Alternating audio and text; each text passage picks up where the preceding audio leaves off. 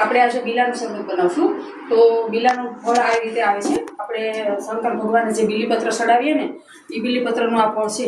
તો બધા જાણતા જ હશે।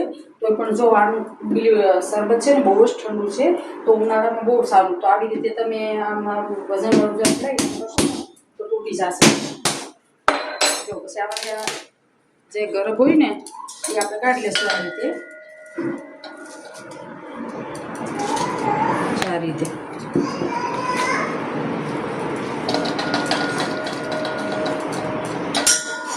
ગ્રેપ આપણે બધો ગ્રે અંદરથી કાઢી લીધો છે।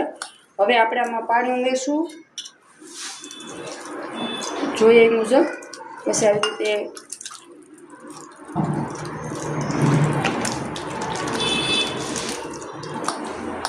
તો આપણે 1 ચમચી ખાંડ ઉમેરી છે આમાં, અને તમે ગોળ પણ ઉમેરી શકો છો, તમને ભાવતો હોય ટેસ્ટ। તો મેં તો ખાંડ ઉમેરી છે, પણ જો આવી રીતે આસું કરી અને આપણે આને ગાળી લઈશું।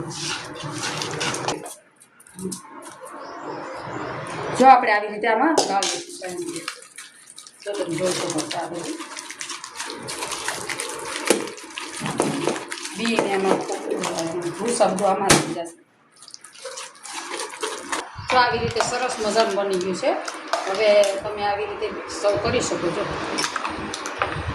લીલાનું ઉનાળામાં પીવા માટે બહુ જ ઠંડુ, અને પેટ માટે, પેટની ગરમી હોય ને તો એના માટે બહુ સારું।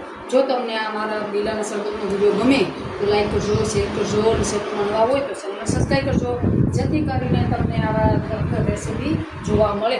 રાધે રાધે।